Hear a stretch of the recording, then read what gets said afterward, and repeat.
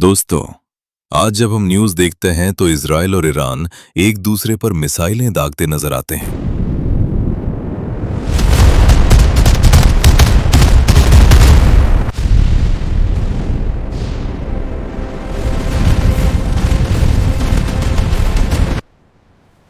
लेकिन क्या आप जानते हैं कि एक समय ऐसा भी था जब ये दोनों देश सबसे अच्छे दोस्त हुआ करते थे। आज की इस वीडियो में हम इसी अनोखी दोस्ती की पूरी कहानी जानेंगे। 1948 में जब इजराइल बना तो ज्यादातर अरब देशों ने उसका विरोध किया।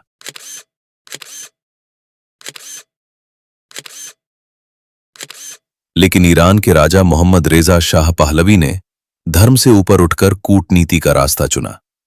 1950 में ईरान ने इजराइल को एक देश के रूप में मान्यता दे दी। क्यों? क्योंकि ईरान एक गैर अरब देश था और उसे लगता था कि इजराइल से दोस्ती करके वह अरब देशों के प्रभाव को संतुलित कर सकता है। यह दोस्ती सिर्फ कागजों तक सीमित नहीं थी। इजराइल को तेल की बहुत जरूरत थी जो ईरान ने दिया। इसके बदले में इजराइल ने ईरान को ऐसी तकनीक दी जिससे उसकी खेती और पानी की समस्या काफी हद तक हल हो गई। दोनों देशों ने मिलकर एक गुप्त पाइपलाइन भी बनाई ताकि ईरानी तेल यूरोप तक पहुंच सके।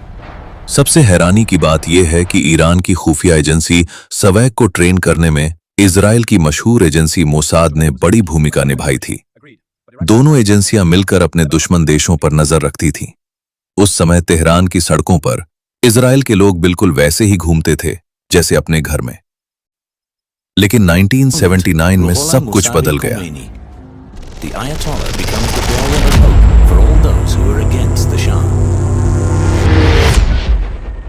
ईरान में इरानियन रेवोल्यूशन हुई और शाह को देश छोड़ना पड़ा।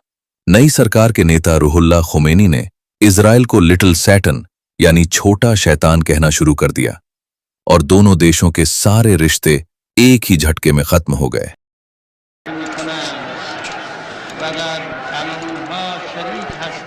1979 में एक ऐसी इस्लामिक क्रांति आई जिसने पूरी दुनिया की राजनीति बदल दी।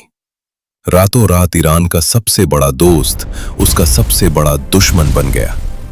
लेकिन आखिर ऐसा क्या हुआ कि वर्षों पुरानी दोस्ती अचानक दुश्मनी में बदल गई? 1979 में रुहुल्ला खुमैनी ने सत्ता संभाली। उनका मानना था कि इजराइल एक नाजायज देश है जो पैलेस्टीन की जमीन पर कब्जा करके बना है। उन्होंने यूनाइटेड स्टेट्स को ग्रेट सैटन यानी बड़ा शैतान और इजराइल को लिटिल सैटन यानी छोटा शैतान कहा। इसके बाद ईरान ने तुरंत इजराइल के साथ अपने सारे रिश्ते तोड़ दिए और इजराइल की एम्बेसी को पैलेस्टीन लिबरेशन ऑर्गेनाइजेशन को सौंप दिया। ईरान ने इजराइल से सीधे युद्ध करने के बजाय एक नई रणनीति अपनाई, प्रॉक्सी वॉर।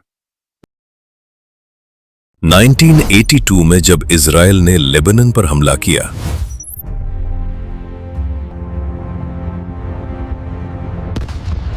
तो ईरान ने वहां हिजबुल्लाह नाम के संगठन को खड़ा किया। तब से लेकर आज तक हिजबुल्लाह इजराइल के लिए सबसे बड़ा सिरदर्द बना हुआ है। इसके बाद ईरान ने गाजा स्ट्रिप में हमास और यमन में हूथीज को भी समर्थन देना शुरू कर दिया। दुश्मनी तब और बढ़ गई जब ईरान ने अपना परमाणु कार्यक्रम शुरू किया। इजराइल को डर था कि अगर ईरान के पास परमाणु बम आ गया तो वो इजराइल के अस्तित्व के लिए बड़ा खतरा बन सकता है। इस शैडो वॉर में इजराइल ने गुप्त तरीके से ईरान के अंदर घुसकर कई परमाणु वैज्ञानिकों को निशाना बनाया और उनके परमाणु संयंत्रों पर स्टक्सनेट जैसे वायरस के जरिए साइबर हमले भी किए।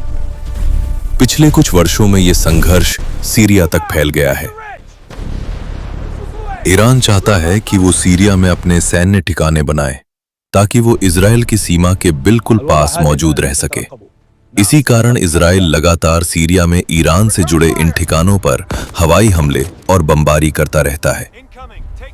अब ये दुश्मनी पर्दे के पीछे नहीं रही। अप्रैल 2024 में ईरान ने पहली बार अपनी जमीन से इजराइल पर 300 से ज्यादा मिसाइलें दागीं। इजराइल ने भी तुरंत पलटवार किया। आज हालात ऐसे बन चुके हैं कि दुनिया को डर है कहीं ये टकराव वर्ल्ड वॉर 3 की शुरुआत न बन जाए। एक समय के दोस्त आज एक दूसरे के जानलेवा दुश्मन बन चुके हैं। क्या यह दुश्मनी कभी खत्म होगी या फिर ये आग पूरे मिडिल ईस्ट को अपनी चपेट में ले लेगी? दोस्तों, आपको क्या लगता है? क्या दुनिया एक और बड़े युद्ध की ओर बढ़ रही है? अपने विचार नीचे कमेंट्स में हमारे साथ जरूर साझा करें। मिलते हैं अगली वीडियो में।